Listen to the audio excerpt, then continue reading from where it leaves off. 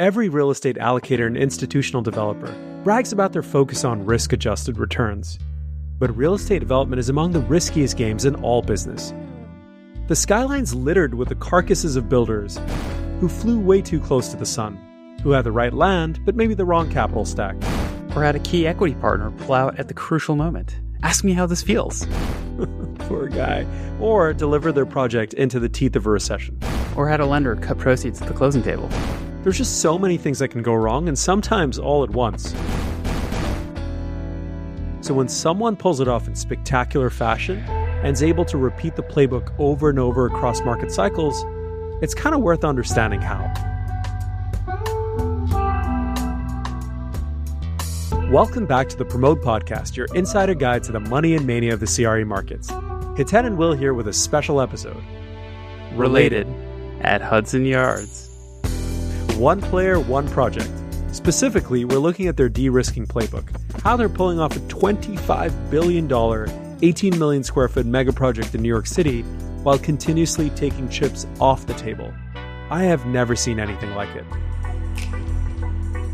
A shout out to our sponsor Vesto, which gives CRE players a single, clear point of access for all their bank accounts. More on them in a bit. All right, dude, where do we start? I mean, there's almost too much to grapple with here. Looking at this project, we got to start with one of the few people who has managed to tame, or at least ride, the beast of urban campus development. You're talking about the GOAT, aren't you? Talking about little baby goat, Steve Ross. Steve Ross. All right, so we have to skip a lot of the B-roll here because we're assuming that the Promotes audience is familiar with who the hell Steve Ross is. Yeah, every billionaire has their media narrative about how they started their business. Everyone knows Steve Ross. Everyone knows he got fired for telling his boss to fuck you. Fuck you, Bear Stearns, yeah, all of that. Got a loan. But there are a few things we want to hit because they come into play later with Related. Totally. So let's just talk about the key things that really matter for this episode. So his uncle, Max Fisher, wealthy guy, very savvy businessman. He managed to stay afloat during the Depression because he locked in gas prices when the prices were low. He kind of locked in long-term contracts. There used to be a REIT called Rich Uncles. So, Steve Ross, again, like adjacent to the most important thing in being a great real estate investor, which is to be born into a real estate fortune. So Ross trains as a lawyer, loses his job, we talked about, starts Related, focusing on tax credit deals.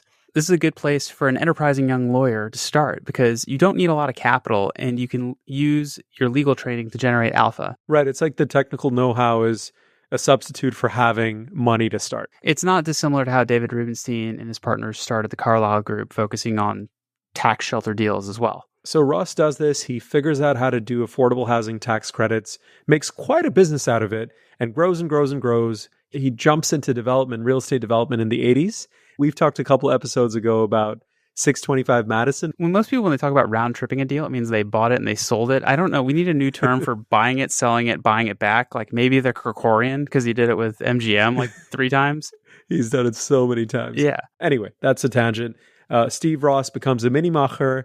The SNL crisis hits in the late 80s. And like so many other would-be titans, Ross finds himself deeply underwater. Yeah, he blew up. In his own words, from this excellent 2013 Fortune article, which everyone should go read it. It's so good. I'll put it in the show notes. So in his own words, I was worth $350 million in 1988 and negative $120 million in the early 1990s. Jeez. So who comes to his rescue? So remember that rich uncle?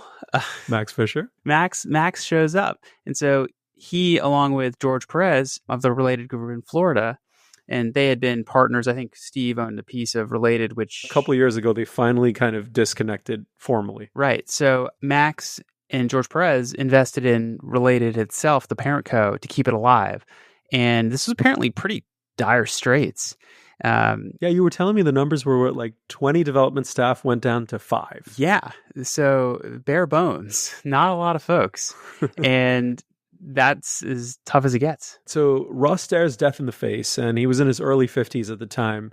So naturally, given who he is, once he's back on his feet, he decides to go for the most complicated, biggest swing of his career with Time Warner Center. What's interesting there is there's echoes of Hudson Yards. It was the sort of the staging ground for it, creating a new, really like filling the hole in the donut. of that area. Like neighborhood out of whole cloth. Yeah, even the deal being awarded to somebody else and then it coming back. I mean, you have a little bit of the background there. You guys talked about it in New Kings in New York. And this is what we wanted to really hit on in this episode. Developers come and go. Eichner's been, he's at like 9.5 lives at this point. Both Bills, Zeckendorf went bankrupt. Both of them. It's almost a rite of passage. I mean, I was listening to a podcast the other day where they talked about they want to invest in great men after the fall because they're humbler. Doesn't quite work that way. Yeah. So with the other guys, it feels like they do the thing and their takeaway is like, oh, I almost had it. I should just do it again. Yeah. But Steve Ross isn't like that. He does something different. He creates something more sustainable. It sounds like he was very thoughtful about working on his business as much as he was working in the business on the actual projects. And the near-death experience really crystallized that and how he needed to put together a sustainable model that let them have an enduring company that can handle crises. Because these types of projects, the stuff he was graduating into, Time Warner Center, Hudson Yards eventually, some of these other large-scale things, they take so long. You're guaranteed to go through a cycle. Or a couple cycles, right? Yeah. And it's taken out like really big developers throughout history, right? Like so many people have been felled by the dream of building a kind of a new city, a shiny new city inside a city. Oh, yeah. I mean, most famously, I think the Reichmans in London. That is correct. But as Michael Comparato, one of our guests, said on the pod, like real estate, you almost have to think about it like real estate organizations are really, in most cases, a collection of deals, some good, some great, some nightmarish. But Related actually built an institution out of this collection of deals. They built a balance sheet, and those affordable deals we mentioned early on, Related still owns cash cows, babe. A ton of them. Yeah, and some of them they've owned them so long that they're basically past their. They're out of their tax restrictions, so they've gone to free market and are just cash flowing like crazy. Yeah, so he's got that business, which is a very, very healthy long-term business that he can tap into when he needs cash to kind of go and do those bigger swings that he's known for. To that end, he also was able to raise equity at a very, very tough time, and I think that inculcated in him alert nerd the fact that you need to raise equity when it is available, not necessarily when you need it. Yeah, this is like end of 2007. He sold a quarter of his company for it's a convertible debt transaction. It's a little complicated, but broad strokes, he got $1.5 billion for 25% of Related companies. Hit 10. How much did he pay in tax there? Oh, probably nothing. Yeah, he paid nothing. Yeah, that's crazy. So what did he do with that money then? He went and maybe bought himself a little sports team or what? Yeah, he did. He was a huge fan of Ace Ventura: Pet Detective. Dan Marino should die of gonorrhea and rot in hell. Laces out, Dan. Would you like a cookie, son?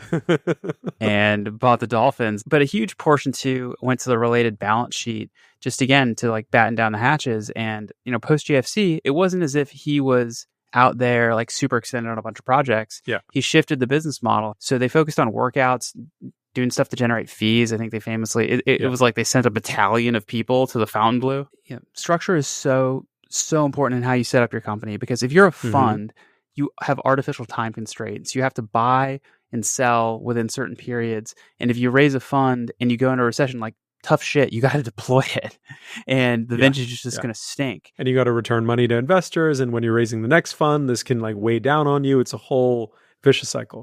And you have to sell great assets that you might want to own for the long term just because of the fund life, and it keeps you from doing certain things that may be really profitable over the long term because you only have a certain amount of fund life. So you couldn't do an urban master plan community like this out of a fund. Right. You couldn't do a 30-year tax credit deal out of a fund either. Like, they were able to own these affordable deals forever, and that let them be ballast for the rest of the firm. So, true to the name, like everything was related. You think of Related, you might think it's the same thing as Starwood Capital Group or Lone Star or Brookfield, but it's not. Like, they are doing a lot of things off of the Related balance sheet and then bringing in partners on these specific deals, and that de-risks them for them, creates fee streams, and not just partners, right? It's like a consortium of lenders. It's a consortium, like a whole playbook of creative financing, and we're going to get into all of that in a second. Overwhelmed by a massive bank accounts, most CRE players find tracking cash across banks and project LLCs to be a huge pain. Enter Vesto. With real-time balances, transactions, and cash flow monitoring, Vesto gives you a single, clear point of access for all those accounts. You can see every account balance and transaction in real time and save the headache of logging into each one. Vesto's worked with over 100 CRE firms, and you can go to vesto.com to see how they can help you. That's vesto.com. And tell them the Promote sent you.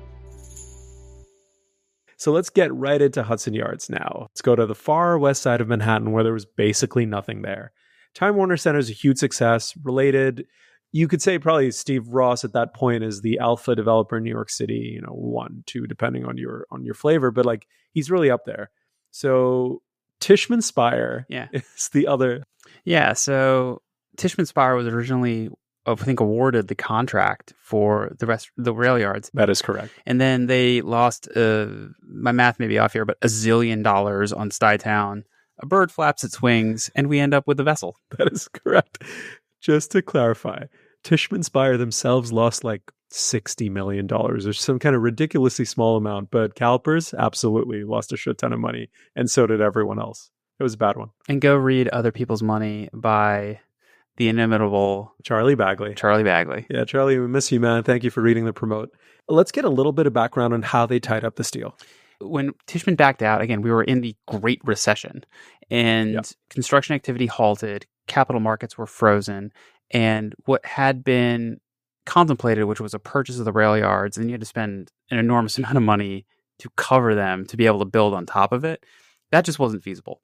Steve was really focused on protecting their downside. And so I always say, like, real estate's great because you can do whatever you want as long as you can get the other person to as long as the other guy agrees to it, or in this case, the city, the state, the federal government. And holy shit, did he get the MTA to agree to some crazy stuff. This is one of the most incredible agreements, right? They had these, let's call them triggers, to close on Hudson Yards. So residential prices had to hit a certain threshold to force them to close. Yeah, on a price per foot basis. Barbara Corcoran needed to sell a lot of co-ops to make this project happen. And then construction activity was the other barometer they used. So this is incredible. Like, basically, we have the deal, but we're only going to have to kick in the funds when certain things happen that make the macro environment more sort of amenable to what we need to do. Yeah, because they were going to need to get a massive construction loan to start this thing off, and that just was not going to happen in 2009. Yeah. And they were just going to wait until everything was open. But this allowed them to have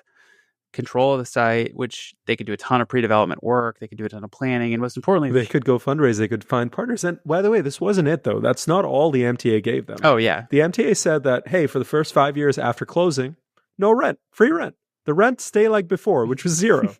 And it still might not be enough. They were still worried about it, that things might not have recovered enough by the time they were starting to have to pay rent. But they got all of this, which again, de-risked the thing significantly. And, yes, they would have had dead deal costs, but they had no carry costs on the site itself. I mean, obviously they're paying lawyers, tons of money, all of their internal dev work and all that. But the biggest things that can kill you, they didn't have to pay for quite a long time. I'm pretty sure they probably negotiated a bargain rate with Jonathan Mechanic or Jeff Lenoble or whoever was on this project. Jonathan Mechanic come on the podcast. Yeah, we'll have him on. We'll have John on for sure. So the MTA also, I think, helped them because this was going to be a ground lease. And ground leases, as we've talked about, and as have been in the news recently, can be very tricky. Mm-hmm. So in this case, giant site, right? It's going to give rise to 17 million square foot development, whatever it is. What the MTA did here was create a ground lease that is, quote, severable, which means it turns into multiple ground leases, and each of them has their own kind of cap stack. So it's a little bit easier to secure financing instead of having this one monolith of a ground lease that you have to deal with. So, again, for some of the casuals who are listening, this is sort of like if you see a strip mall and there's a Starbucks on the end cap. A lot of times that's separate ownership. It's the same thing here. So essentially, they made 10 Hudson Yards the Starbucks, 50 Hudson Yards was the McDonald's drive-through, and 30 Hudson Yards was the karate There center. you go. Yeah. So he gets a capital partner for the master plan. He reels in the Canadians, as usual. OMERS. Yep. OMERS, which is the Ontario Pension Fund. He's got the playing field set. But now what do you do? He's done tons and tons of work, years of work, millions of dollars spent. And they're now They made it to the starting line. That's all. It's again, like one of the things we want to hit on in this podcast is the sheer scale of the ambition here, right? Like it's already a massive coup, but this is nothing. This is like so far from the gravy. Totally. So how does he solve the financing puzzle? Yeah, he needs billions of equity, billions, like not just like 2 billion, like Actual billions. 1, 2, 3, 4, 5. 8. Like, he needs many billions of dollars. And, Related has deep pockets. He's got deep pockets, but they don't have that. He kind of comes up with this innovative structure of condominiumizing as much of the project as he can. So creates office condos, sells them to Coach, KKR, Wells Fargo. He creates a retail condo, sells it to Neiman Marcus. That didn't turn out so well for Neiman Marcus, but that's by the by. Coach, KKR, and Wells Fargo, like that's a motley crew. Like one of those walk into a bar jokes. But why is that important? Because they buy their spaces, and it's sort of like if you're in Florida and you buy a condo that's being developed, your deposit, helps the developer fund the project. The other part of it is also you're creating momentum, right? You're attracting more investors by the idea. So you're creating a lot of activity, exciting investors, making it easier for you to talk to your lenders, etc. Yeah. The one thing I would say too about KKR is they were at 9 West, famously at 9 West for a long. Like you can read like Barbarian at the Gates, which we've schlocked on another pod, but like they're one of the most famous tenants of that building, which is maybe the most famous office building in New York before this, and they came. Like that is. There's so much value to that beyond the financial, just because it gives permission for everybody else to come here. Yeah, you're basically making a point like Willem Dafoe in the Boondock Saints, which is the symbolism of this thing. Kind of kings of capital moving over west. That's a big deal. I mean, and then, at that time he was still alive, but Sheldon Solo is asking what happened to his building, and, his property manager goes, There was a firefight! So we talked about the office condos. I wanted to bring up Coach specifically. So Coach wasn't just a buyer of the office condo. They also came in on the construction side. They were also a lender. Pretty amazing how he could get them to I didn't know they were in that business. I mean, the handbag economy was doing quite well. Then you had the observatory, which they sold to KKR at some point for $500 million. Yeah, and this is, famously like Empire State Realty Trust. I think the observatory there at one point was like some insane amount of their entire company NOI. Yes. And like laughably huge proportion of it. Yeah, and they're like, oh, we're going to do this thing over at Hudson Yards. It's going to be competitive. It was hard for me to admit this. The view from the peak or whatever it's called at Hudson Yards is probably my favorite view of New York City now. Wow, that's... I'm going to say that for the record. It's pretty astonishing. Them's fighting words.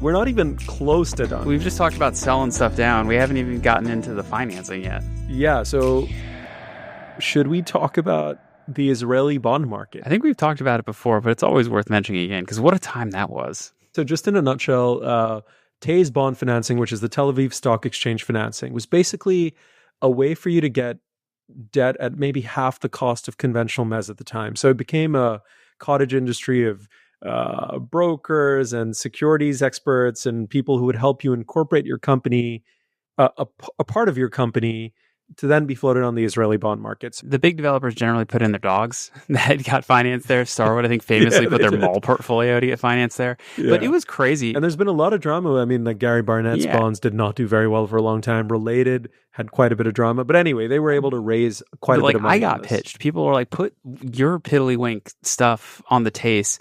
And what's crazy is I read some of these filings, and they would just the comparisons were amazing. Like the William Vail, the sales comps in the TACE bond report for the valuation of the asset were like office buildings on Fifth Avenue. It was just amazing. So they were able to raise on the Israeli bond market, and then they went the other way too. They went to EB5, right? And they raised hundreds of millions of dollars. From your fave. Yeah, it's a cash for green card program. At the time, it was primarily Chinese investors. And we've talked a lot about, the middlemen who made a tremendous sum of money raising billions of dollars for developers. Again, it was primarily structured as mezzanine financing and worked out really well for the developers, worked out even better for the middlemen, didn't work out as well for the Chinese investors. But again, that's another story. What we wanted to say here was every single type of financing mechanism that was available at the time, Related was able to tap into. Every single one. Is it time to bring up the children yet? Not quite yet, but almost. But I was just thinking, like, imagine the title report. Imagine the org charts here. I mean, good Lord. Then let's talk a little bit about the kind of the lenders on this. So we had a little bit more of an interesting lending syndicate in the mix. So construction financing here on part of the project came from a combination, a consortium of Starwood Property Trust, the United Brotherhood of Carpenters and Joiners, and OMERS as well. So OMERS was both an equity partner and a lender. And then you had the unions. This is like straight out of The Irishman, like Jimmy Hoffa, really Teamsters Pension Fund, like Build in Vegas stuff. 100%. So let's talk about your favorite. Children's Investment Fund with the very innocuous sounding hedge fund. Will has the Chris Hone divorce settlement taped on the back of his wall because he's so obsessed with that. Oh my God. Yeah. Legendary investor. And for some reason, he deigns to deal with us commercial real estate people and has provided a bunch of high octane financing, I think on 57th Street condos and here at Hudson Yards. And as Hiten mentioned, his divorce filing is public. You can go read it. I'll try to put it in the show notes. And then the final piece of this that we should definitely talk about is the pilot financing. So they just got about $2 billion in what's called pilot, which is payment in lieu of taxes financing, to construct the platform on the western side of the yards, where the taxpayers are on the hook for this. And it was really interesting because they just had to kick in a little bit of extra affordable housing to make this happen. And Related is pretty tight with our current mayor, Eric Adams, and apparently he pushed pretty hard for this as well. They were the biggest affordable housing developer in New York, so they're happy to add it. And they did not have to add it at this site. Let's just be clear. It was not here. It is uptown. But there's some chatter about how the casino part of this was basically they were more than happy to give up that component of the project to get what they really wanted, which was the pilot funds, the $2 billion in pilot funds. So Wynn basically became collateral damage in this whole negotiation. Yeah, if you're not first, you're last. This project started in the GFC, and here we are almost 20 years later. It's pretty astonishing, the lead times, and you have to navigate so many different things from market cycles to COVID to changing preferences. I think one of the things you mentioned off camera, Will, was that Related expected the retail to be their primary moneymaker, and it turned out to be completely not it. Oh, yeah. And that's sort of what we talked about at the front. You have to set yourself up to last because these projects, again, as we said, take so long. And what's the only guarantee about something taking very long is that your pro forma is going to be wrong. And so when they initially were conceptualizing this in the early 2010s, I think they were like, this retail is going to be incredibly valuable. Like, we'll make a little money on the office and like we'll break even on the condos. You've dabbled a little bit in master plan communities. Yeah, my first job was was buying and developing master plan communities, and we always joked that the third developer would make the money because the first two go tits up. And sometimes being third isn't even enough because so much has to go right here. Because think about it, the infrastructure has to get built. You have to create critical mass because every piece feeds on itself. If you have retail but no people who live there, like that doesn't work. If you have offices but no restaurants, no retail, and no apartments nearby, that doesn't work. Like everything has to tie into each other. Listen, you can't just live and work. You've got to live, work, play, as Ross probably said at some point, or Blau did. Look, this is a place because again, Eric Adams was very supportive of it. You can stay out late with the boys and wake up with the men. All in one place. But I will say that, like, besides the financial jiu-jitsu that has to happen here, besides the incredible amount of fundraising prowess and structuring prowess and all of that Related is great at, there's so many other things that you have to get right. You have to get the media narrative just right. You have to get the political environment through multiple mayors, right? Started with Bloomberg, then de Blasio, then Eric Adams, then maybe Mamdani, who knows where it's going to go, right? But you have to navigate every single administration, every single force that comes at you for such a big project that has been, decried as a tale of two cities, only for the super rich. The whole idea is like you have to keep the faith and rally people across so many different cycles and so many different parts of New York City to make this work. It's incalculable how much brain damage occurs doing this stuff. You're not building it yourself. You're building it with the city, whether you like it or not, especially in a PPP like this. Yeah.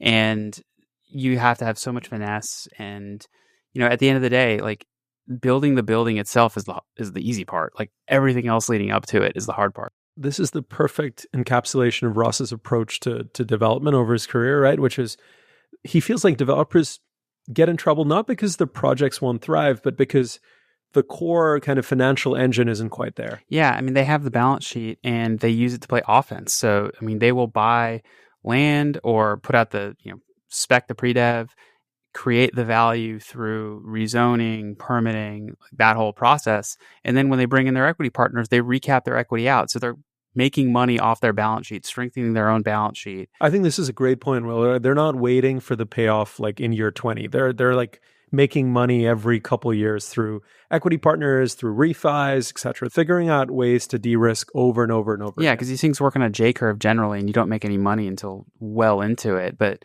again, they're like figuring out a way to structure it so that they're taking their equity off the table, in a lot of cases early on at a markup, and then they're bringing in that sweet fee-paying OPM while they're going through the dev. Yeah, and I think instead of seeing the cap stack as this monolith, this giant void that needs to be filled, they see it almost as like a collection of expanding and shrinking parts, depending on where they are in their cycle. They rejig it multiple times, depending on the political climate, the kind of partners they can pull in. So it's a really fluid way of playing the game, which I appreciate. As Ed Milet says, what I've done is changed and manipulated the cap stack. I want to say that it's pretty astonishing. Like, this is a one-of-one kind of guy. This is obviously a one-of-one project. But he isn't done. He's in his like late 70s at this point, Steve Ross? I think he's an octogenarian, as they say, and he might just be. Just got financing for a $700 million West Palm Beach office deal. So what I love about New York in general is even Steve Ross can't be the cock of the walk. He's like number 3 or number 5 or number 7. When he goes to West Palm Beach, he's the absolute king, and that's it. I don't know. I think he might be the king of New York too. That's it for the Promote podcast this week. How related has been de-risking Hudson Yards has been a topic we're both obsessed with for quite a long time, so we're really glad we were able to chop it up. A shout out again to our sponsor for this episode, Vesto. See how its service gives CRA players a single, clear point of access for all their bank accounts by going to vesto.com. That's vesto.com.